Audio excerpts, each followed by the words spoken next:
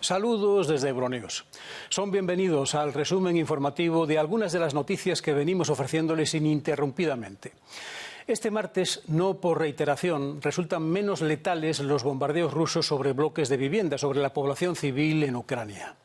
En el largo frente de batalla, las tropas rusas realizan ataques puntuales en el este, mientras las fuerzas de Kiev concentran sus esfuerzos en romper las rutas logísticas de aprovisionamiento rusas.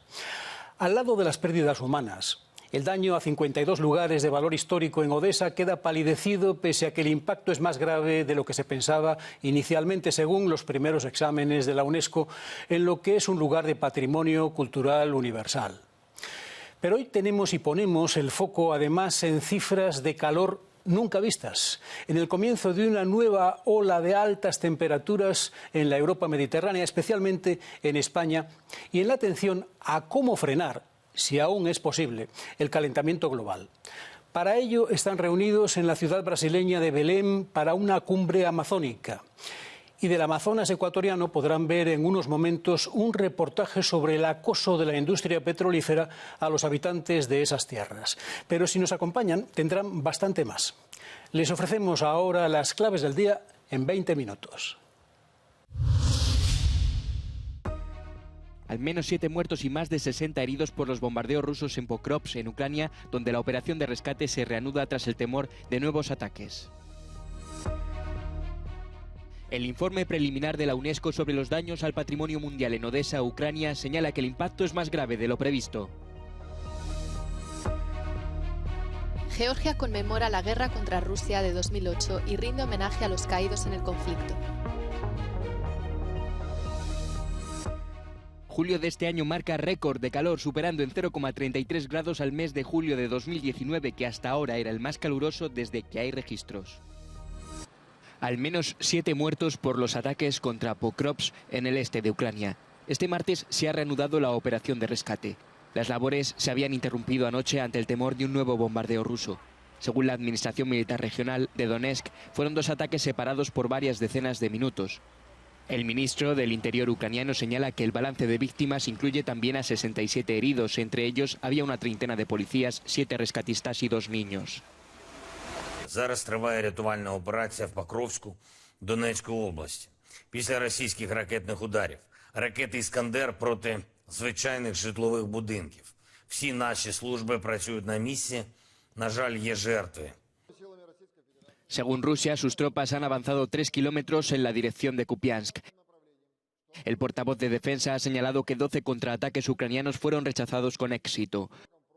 Ha apuntado que los ataques rusos alcanzaron a grupos de soldados ucranianos.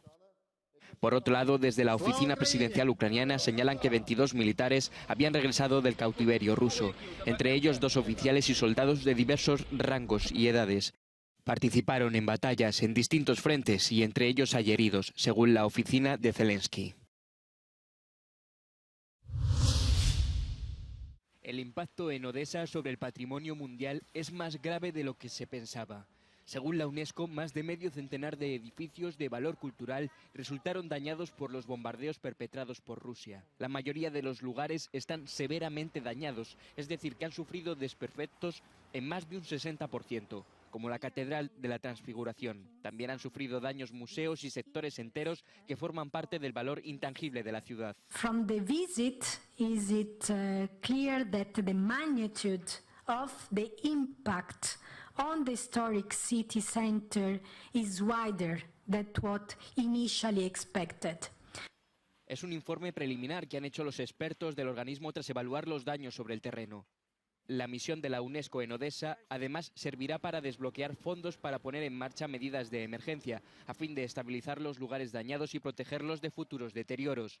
Según el organismo, hay más de 270 edificios de valor cultural dañados en todo el país.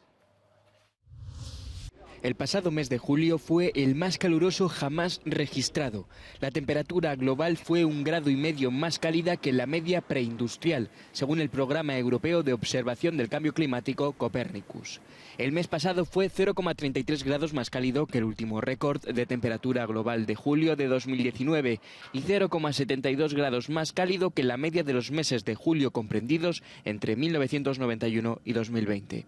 También se han batido récords de temperatura global en la superficie del océano y en la masa de hielo marino debido a las olas de calor marinas detectadas en Groenlandia, el Mar del Labrador, la cuenca del Caribe y el Mediterráneo. Tras un mes de abril de temperaturas inusualmente altas, la superficie del océano ha seguido calentándose hasta alcanzar en julio más de medio grado por encima de la media de 1991 a 2020. Al mismo tiempo, la extensión del hielo marino antártico alcanzó un valor mensual de un 15% inferior a la media. Se espera que el calentamiento empeore en los próximos meses debido al fenómeno del Niño. El clima extremo se ha convertido en un enemigo implacable en Europa. En la isla italiana de Cerdeña, un bombero resultó herido durante un operativo que intentaba salvar un campamento. Las llamas arrasaron con el lugar y con una planta de agua en la localidad de Nuoro. En Portugal, más de 3.000 bomberos combatían 130 incendios este fin de semana. Las temperaturas superan los 40 grados, por lo que algunas regiones se encuentran en alerta máxima por riesgo de más incendios. En España, el Parque Madrileño de El Retiro cierra sus puertas debido a una nueva ola de calor. Las temperaturas marcarán valores superiores a los 40 grados en el centro y norte del país. El punto álgido del episodio se alcanzará este miércoles. Deseando irme de vacaciones pasado mañana, que me voy para Suiza y quitar un poquito del calor de aquí porque es bastante insoportable, la verdad. Las lluvias e inundaciones en Eslovenia han dejado 6 muertos y graves daños. El primer ministro la considera la peor catástrofe desde la guerra de independencia y se evalúan pérdidas superiores a 500 millones de euros. Lahko pride tudi do hitrih porastov manjših hudourniških vodotokov na vseh območjih, ki so bila v preteklih dneh, kjer so bile te poplave v preteklih dneh. La tormenta Hans se espera en Noruega, que ya ha causado lluvias e inundaciones y que afectaron un estacionamiento en Oslo donde algunos autos quedaron sumergidos en el agua. Asimismo, Dinamarca experimenta un clima similar al otoño después de un julio lluvioso, con lluvias y tormentas afectando la isla de Bornholm y luego la capital de Copenhague. Brasil es sede de la cumbre amazónica de 2 días a partir de este martes, un hito histórico para acabar con la deforestación, según el presidente Lula da Silva. Los 8 países que comparten territorio amazónico preparan un primer documento conjunto que llevarán en noviembre a la COP28, la conferencia de la ONU sobre el cambio climático. La cumbre de Brasil resalta la idea de que salvar la Amazonia es salvar el planeta, pero deja fuera de discusión la cuestión de la extracción de petróleo. Petróleo na Amazônia significa extermínio de comunidades inteiras, de vidas, de culturas, de sabedorias, e a gente entende que isso só vai ser possível se a gente defender nossas comunidades, e por isso não ao petróleo, por isso não à exploração nas comunidades. Bolivia, Brasil, Colombia, Ecuador, Guyana, Perú, Surinam y Venezuela buscan establecer en la Amazonia un terreno común en las discusiones sobre la crisis climática. Sus líderes revisarán el Tratado de Cooperación Amazónica de 1978, que prevé una acción conjunta para la protección de los bosques y el desarrollo económico.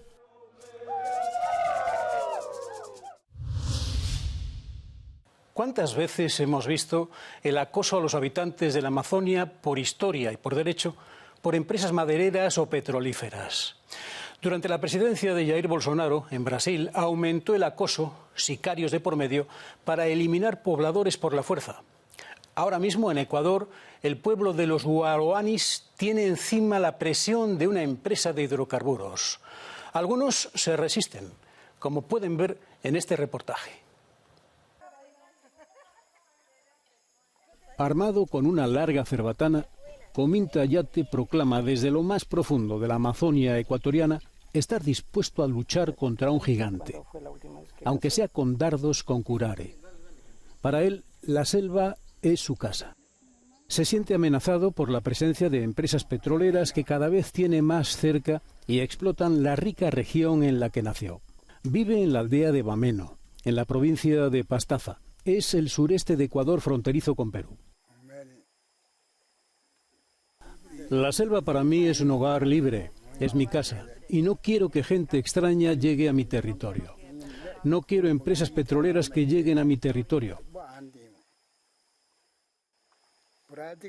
Así quiero vivir yo, libremente, en un sitio sano. Unas 200 personas que viven a orillas del río Cononaco se oponen a las actividades extractivistas en pleno Parque Nacional de Yasuní, que integra una de las reservas de la biosfera más diversas del mundo. Mi abuelita dice que ella se enfrentaría con la lanza, aunque ella no puede hablar en español, ella dice que enfrentaría con la lanza. Más que todo, ella se siente, aún tiene las energías y se siente joven. La decisión está en manos de los ecuatorianos. Junto a las elecciones generales anticipadas del 20 de agosto se celebrará una consulta popular vinculante para decidir si se suspende indefinidamente la explotación de crudo dentro del parque, del que se extrae el 12% de los casi 500.000 barriles diarios que produce Ecuador. Y que la explotación petrolera, como lo ha dicho ya la Comisión Interamericana de Derechos Humanos, afecta a su modo de vida y pone en riesgo su vida, ¿no? Hay un grave riesgo de etnocidio, del exterminio total de estas comunidades. Los Waorani, con unos 4.800 miembros y dueños de unas 800.000 hectáreas de las provincias amazónicas de Orellana, Pastaza y Napo, están divididos. Unos apoyan a las petroleras, otros las rechazan, como en Bameno, que por ahora está alejada de la explotación hidrocarburífera. El gobierno de Ecuador se opone a la consulta popular porque estima pérdidas de 16.000 millones de dólares en 20 años si la decisión es dejar de extraer petróleo del parque natural. Hace unos 60 años estaban mucho más lejos, pero cada vez se van acercando más y más. No podemos irnos más allá.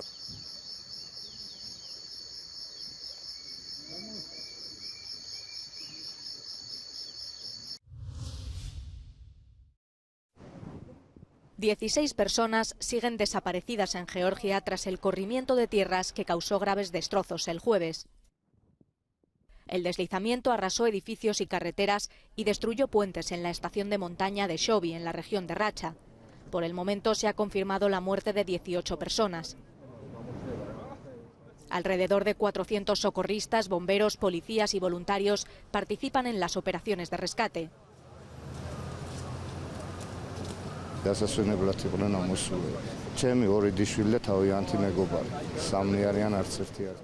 La masa de barro acumulada está dificultando las maniobras, pero los vecinos están volcados con los servicios de rescate.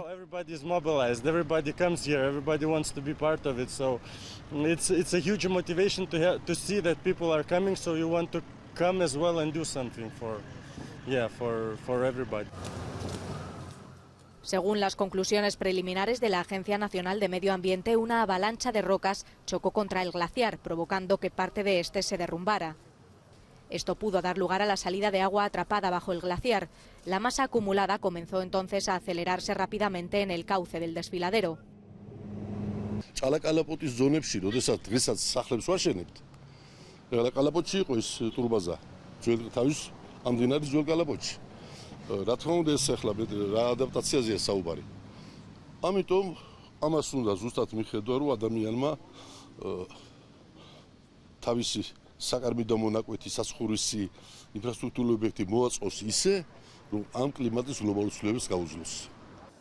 Los esfuerzos por rescatar a los atrapados siguen en marcha. Según el Ministerio del Interior, se ha abierto una investigación por homicidio por negligencia y violación de las normas de seguridad en la minería, la construcción y otras actividades. Cuando al primer ministro del Reino Unido, Rishi Sunak, el Tribunal de Apelaciones de Londres le tiró abajo su proyecto de enviar inmigrantes no regularizados a Ruanda, alguien de su gobierno tuvo la idea de concentrarlos en una barcaza en donde estarían confinados. Las voces en contra aumentan, pero por ahora es el actual proyecto del gobierno británico.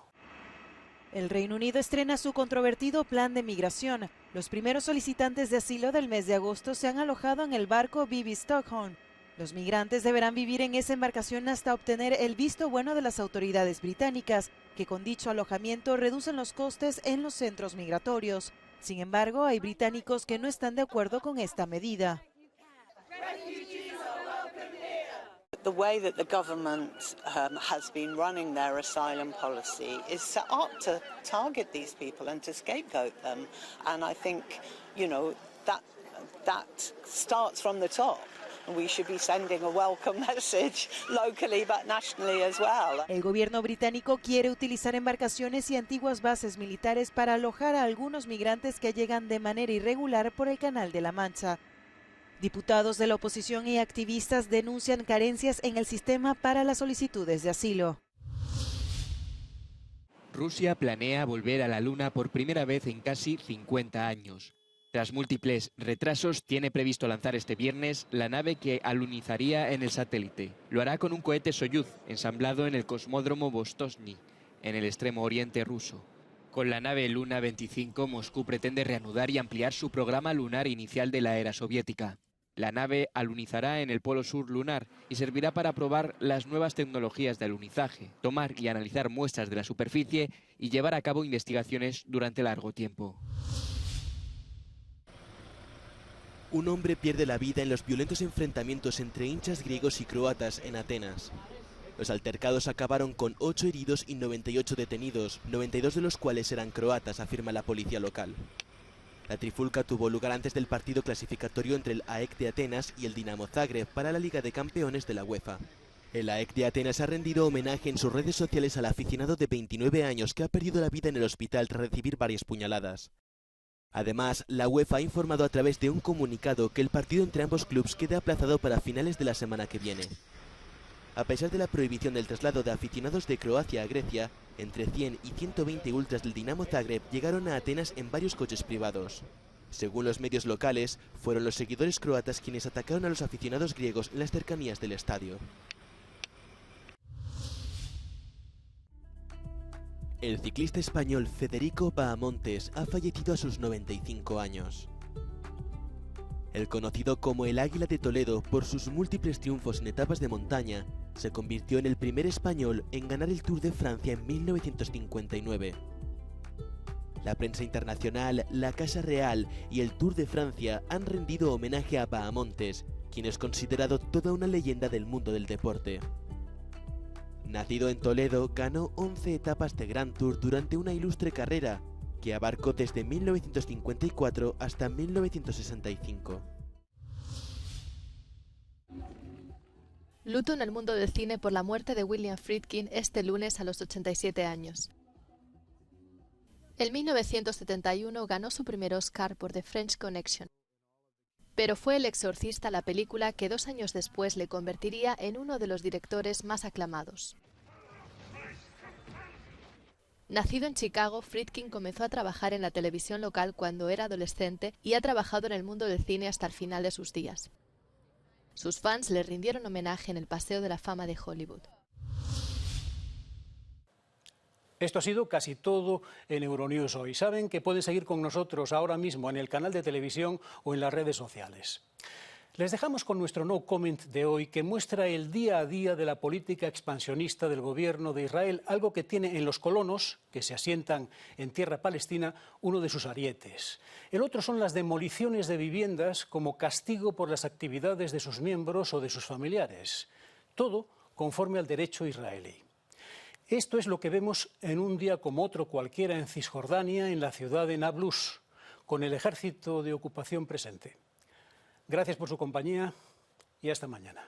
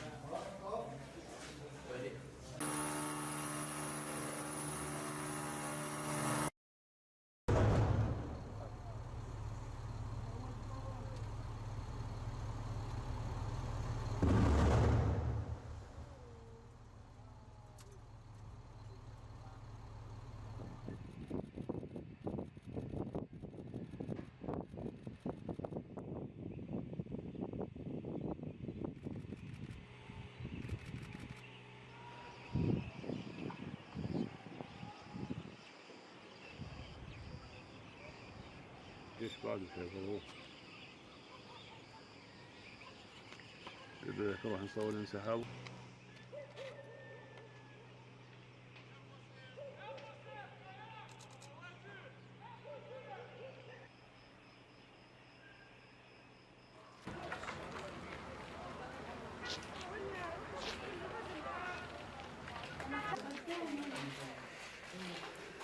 ساتر.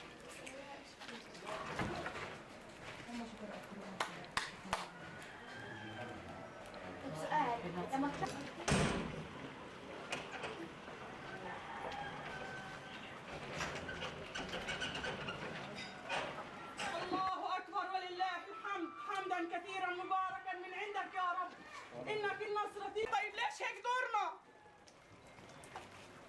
لا حول ولا قوة إلا بالله، صبر جميل وبالله